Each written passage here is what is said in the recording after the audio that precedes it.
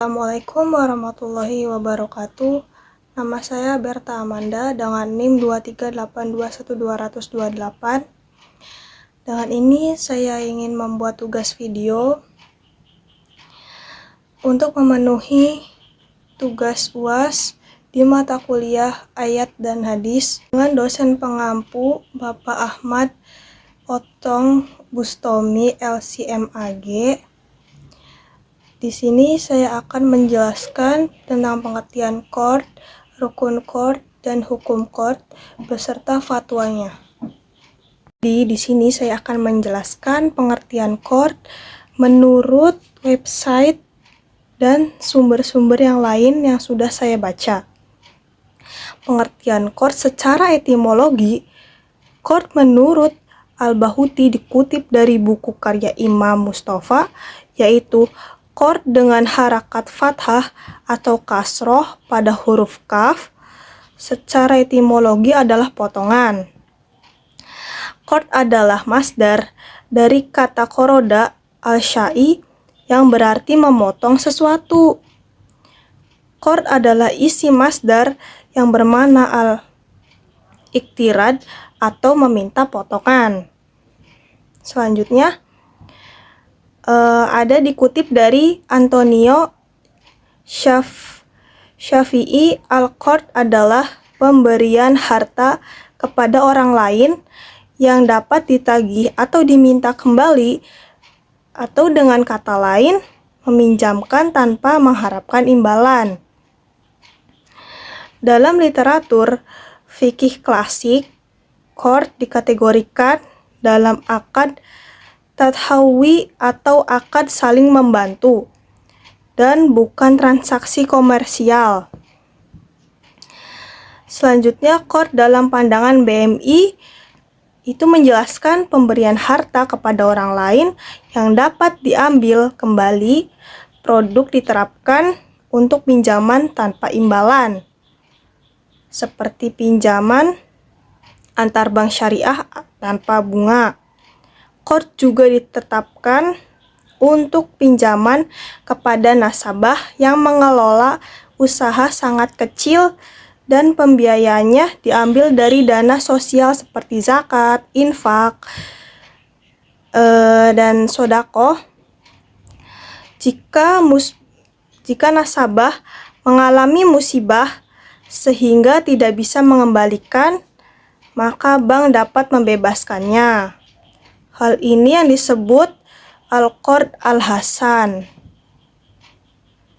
Selanjutnya, yang terakhir dari pengertian qard itu, menurut teknis perbankan, qard adalah akad pemberian pinjaman dari bank kepada nasabah yang digunakan untuk kebutuhan mendadak, seperti dana talangan kerukan, overdraft, dengan kriteria tertentu dan bukan untuk pinjaman konsumtif. Sumber dana qard diperoleh dari pihak ketiga, modal awal, dana khusus yang disediakan oleh bank, dan dari pendapatan lainnya. Selanjutnya, saya akan menerangkan rukun-rukun qard. Dari rukun-rukun tersebut itu sebenarnya ada 4 penjelasan. Yang pertama, pihak pinjaman atau muqtarid. Pihak pinjaman yaitu orang yang meminjam dana atau uang kepada pihak pemberi pinjaman. Dan yang kedua, pihak pemberi pinjaman atau muqrid itu orang atau badan yang memberikan pinjaman dana atau uang kepada pihak meminjam. Dan yang ketiga, dana qard atau barang yang dipinjam. Nama lainnya itu muqtarad. Nah, muqtarad itu sama saja seperti sejumlah uang atau barang yang dipinjamkan kepada pihak meminjam. Yang terakhir, ijab qabul atau singkat. Karena utang piutang sesungguhnya merupakan sebuah transaksi atau akad, maka harus dilaksanakan melalui ijab dan kabul yang jelas. Jadi kalau misalkan ijab kabul sudah jelas, itu berarti sudah boleh diproses ya. Kalau misalnya belum, itu tidak bisa diakses atau tidak bisa diproses lebih lanjut. Sebagaimana jual beli dengan menggunakan lafaz qard. Nanti saya sedikit jelaskan tentang lafaz qardnya tersebut. Ada penjelasan di dasar hukum qard. Dasar hukum qard berdasarkan Al-Quran adanya terdapat di surat Al-Maidah ayat 12, yang artinya, sungguh Allah benar-benar telah mengambil perjanjian dengan Bani Israel, dan kami telah mengangkat 12 orang pemimpin di antara mereka.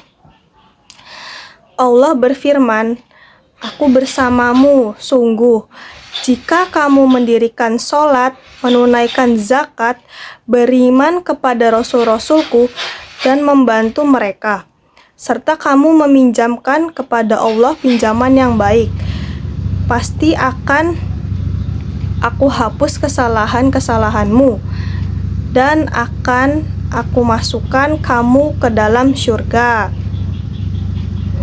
yang mengalir di bawahnya sungai-sungai. Maka siapa yang kufur di antaramu setelah itu, sungguh dia telah tersesat dari jalan yang lurus. Itu untuk contoh di surat Al-Maidah ayat 12. Contoh yang keduanya itu terdapat di surat Al-Hadid ayat 11, yang artinya untuk mendorong agar manusia gemar bersedekah.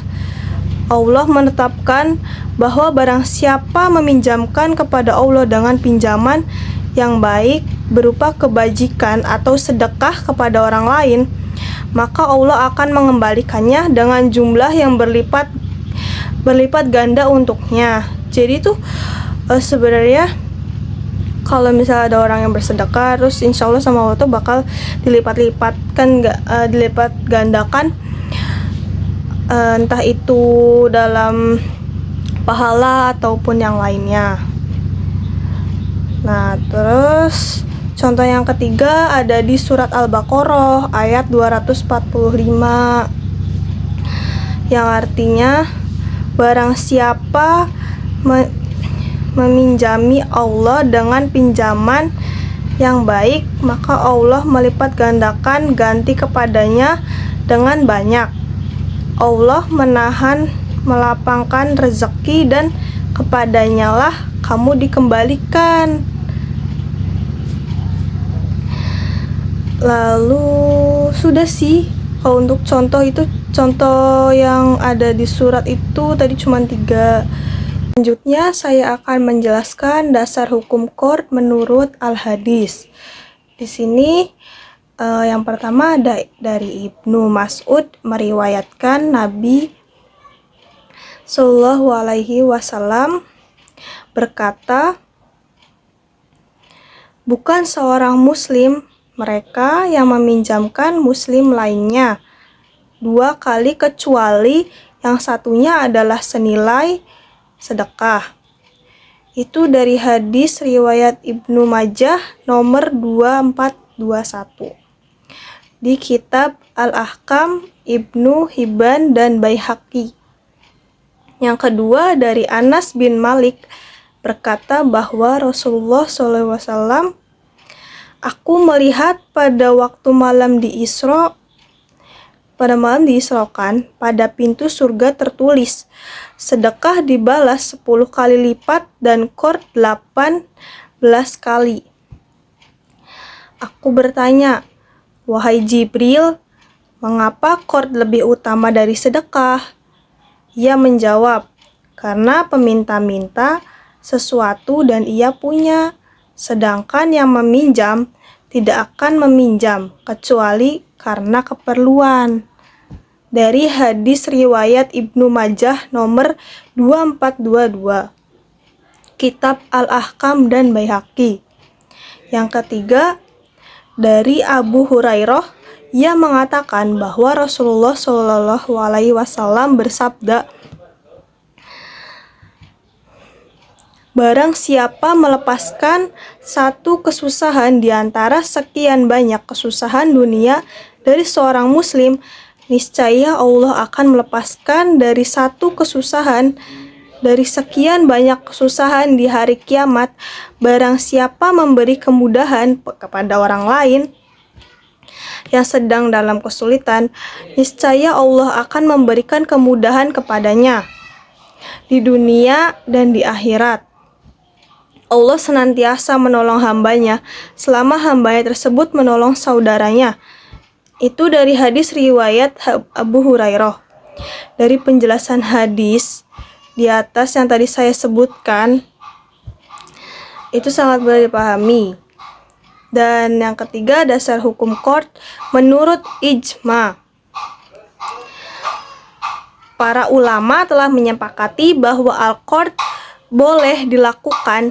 Kesepakatan ulama ini didasari tabiat manusia yang tidak bisa hidup tanpa pertolongan dan bantuan saudaranya.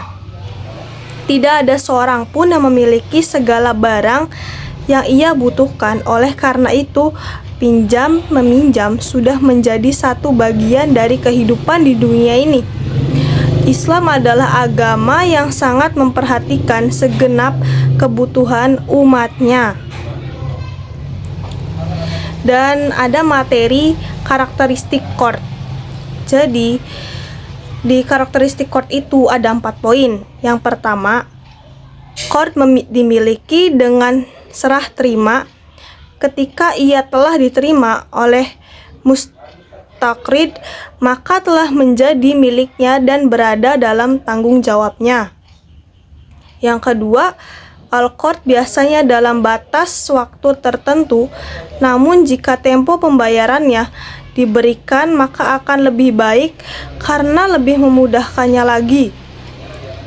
Jika barang asli yang dipinjamkan masih ada seperti semula, maka harus dikembalikan, dan jika telah berubah, maka dikembalikan semisalnya atau seharganya.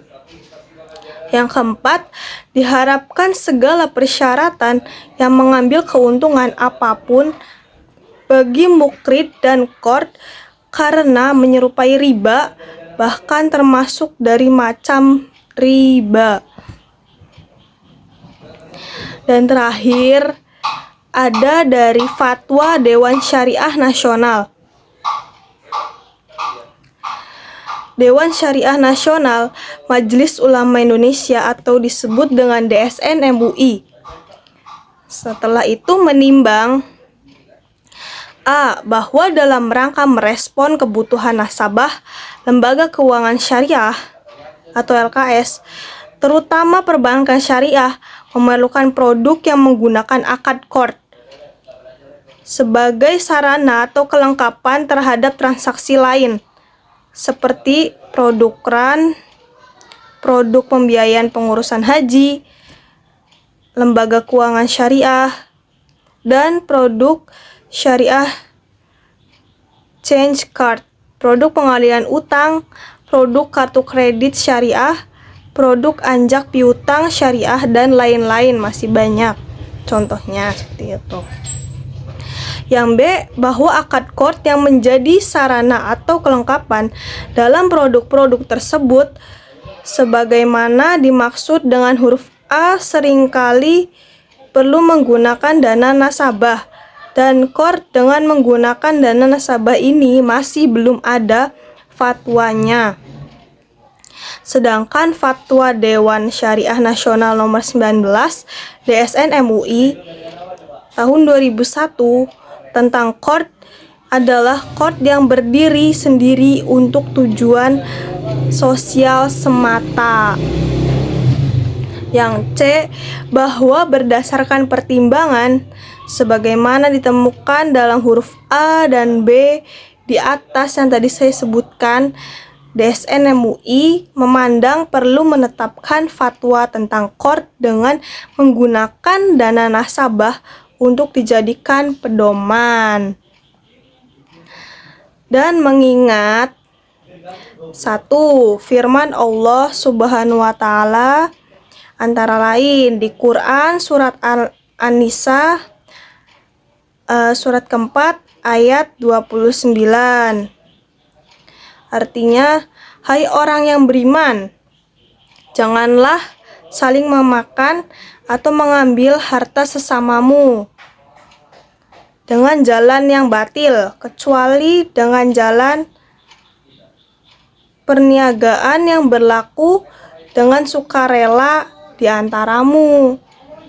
Yang kedua, ada di Quran surat Al-Maidah surat ke-5 ayat 1. Artinya, hai orang yang beriman, penuhilah akad-akad itu. Yang ketiga, contohnya itu dari Quran surat Al-Maidah surat ke-5 ayat 2, dan artinya, dan tolong menolonglah kamu dalam mengerjakan kebajikan dan takwa, dan jangan tolong menolong dalam berbuat dosa dan permusuhan, dan bertakwalah kamu kepada Allah, sesungguhnya Allah amat berat siksanya. Yang keempat, di Quran surat Al-Baqarah surat kedua ayat 283, yang artinya, maka jika sebagian kamu mempercayai sebagian yang lain, hendaklah yang dipercayai itu menunaikannya amanatnya, dan hendaklah ia bertakwa kepada Allah atau Tuhannya. Lalu penjelasan hadis Nabi Shallallahu Alaihi Wasallam antara lain hadis riwayat Tabrani dalam Ausat dari Ibnu Abbas, Nabi bersabda, Abbas bin Abdul Muthalib jika menyerahkan harta sebagai mudorobah, ia mensyaratkan kepada mudoribnya agar tidak mengurangi lautan dan tidak menuruni lembah, serta tidak membeli hewan ternak. Jika persyaratan itu dilanggar, ia mudorib harus menanggung risikonya. Ketika persyaratan yang ditetapkan Abbas itu didengar Rasulullah, beliau membenarkannya. Dari hadis riwayat Tabrani dalam Al-Ausat dari Ibnu Abbas. Yang kedua, hadis Nabi riwayat Ibnu Majah dari Suhaib yang berbunyi, Nabi bersabda, ada 3 hal yang mengandung berkah jual beli tidak secara tunai, muqorodah, dan mencampur gandum dengan jawawut untuk keperluan rumah tangga, bukan untuk dijual. Hadis riwayat Ibnu Majah dari Suhaib. Yang ketiga, hadis Nabi riwayat Ibnu Majah dari Ubadah bin Samit, riwayat Ahmad dari Ibnu Abbas, dan riwayat Imam Malik dari Wahyu, yang berbunyi Rasulullah SAW menetapkan tidak boleh membahayakan atau merugikan orang lain, dan tidak boleh pula membalas bahaya atau sama saja kerugian yang ditimbulkan oleh orang lain dengan bahaya atau perbuatan yang merugikannya. Yang keempat, hadis Nabi riwayat Tirmizi dari Amr bin Auf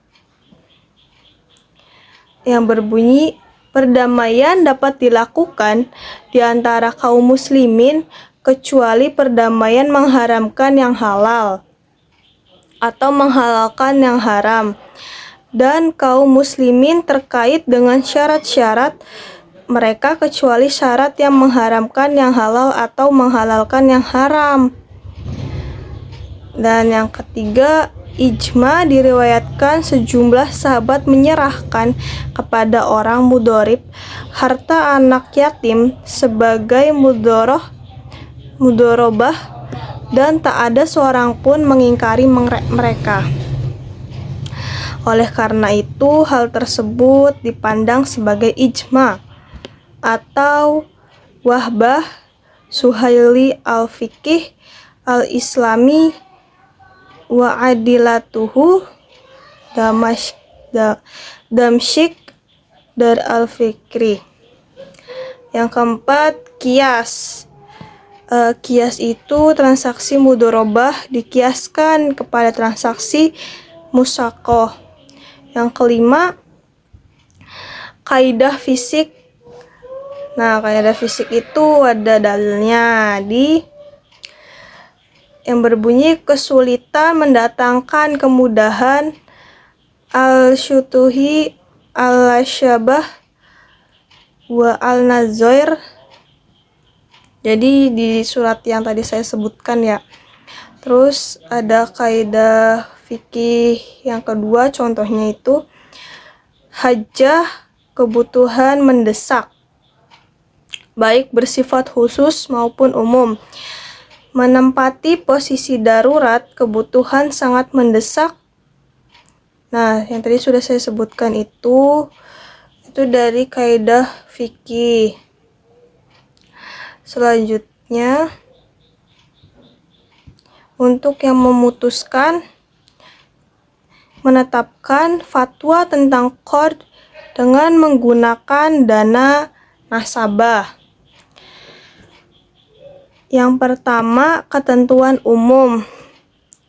Dalam fatwa ini yang dimaksud dengan qard adalah suatu abad penyaluran dana oleh LKS pada nasabah sebagai utang piutang dengan ketentuan nasabah wajib mengembalikan dana tersebut kepada LKS pada waktu yang telah disepakati. Nasabah adalah dana yang diserahkan oleh nasabah kepada LKS dalam produk giro, tabungan atau deposito dengan menggunakan akad, wadiah atau mudorobah sebagaimana dimaksud dengan fatwa DSN MUI nomor 01 DSN MUI tahun 2000 tentang giro, fatwa DSN MUI nomor 02 DSN MUI tahun 2000 tentang tabungan dan fatwa DSN MUI nomor 03 DSN MUI tahun 2000 tentang deposito. Dan yang kedua, ketentuan penyaluran dana qard dengan dana nasabah. Akad qard dalam lembaga keuangan syariah terdiri dari atas dua macam. Akad qard yang berdiri sendiri untuk tujuan sosial semata sebagaimana dimaksud dalam fatwa DSN MUI. Yang kedua, akad qard yang dilakukan sebagai sarana atau kelengkapan bagi transaksi lain yang menggunakan akad-akad. Nah, akad-akad itu apa sih? Akad-akad muawadah atau pertukaran dan dapat bersifat komersial. Nah, yang kedua, ada akad atau produk yang menggunakan akad qard sebagai sarana atau kelengkapan bagi akad muawadah sebagaimana dimaksud pula angka 1B di atas. Selanjutnya ada yang poin ketiga, akad qard sebagaimana dimaksud dalam angka 1A tidak boleh menggunakan dana nasabah. Yang keempat, akad qard sebagaimana dimaksud dengan angka 1B boleh menggunakan dana nasabah. Yang kelima, keuntungan atau pendapatan dari abad atau produk yang menggunakan muawadah yang dilengkapi dengan akad qard sebagaimana dimaksud dengan angka 2 harus dibagikan kepada nasabah penyimpanan dan sesuai akad yang dilakukan. Selanjutnya, akad qard yang dilakukan sebagai sarana atau kelengkapan bagi transaksi lain. Yang ketiga, ketentuan penutup. Fatwa ini sejak tanggal ditetapkan dengan ketentuan jika di kemudian hari ternyata terdapat kekeliruan akan diubah dan disempurnakan sebagaimana mestinya. Jadi saya di sini akan memberikan kesimpulan yang tadi saya jelaskan. Qard adalah pemberian pinjaman kepada orang lain yang dapat ditagih atau dikembalikan segera tanpa mengharapkan imbalan dalam rangka tolong-menolong. Dengan kata lain, uang pinjaman tersebut kembali seperti semula tanpa penambahan ataupun pengurangan dalam pengembaliannya.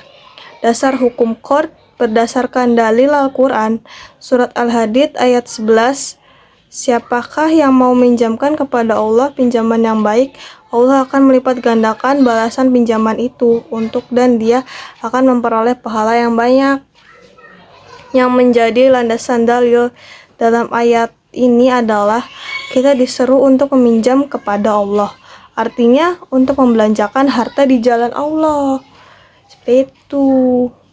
Dan terima kasih atas penjelasan saya yang sudah disampaikan dari pengertian qard sampai fatwa. Mungkin masih banyak kurangnya. Mohon saran dan kritik yang membangun agar lebih baik lagi dalam penjelasan yang tadi saya sampaikan. Nama saya Berta Amanda dengan NIM 238212228. Dengan ini saya memberikan tugas video tersebut diberikan kepada Bapak Otong. Terima kasih Bapak.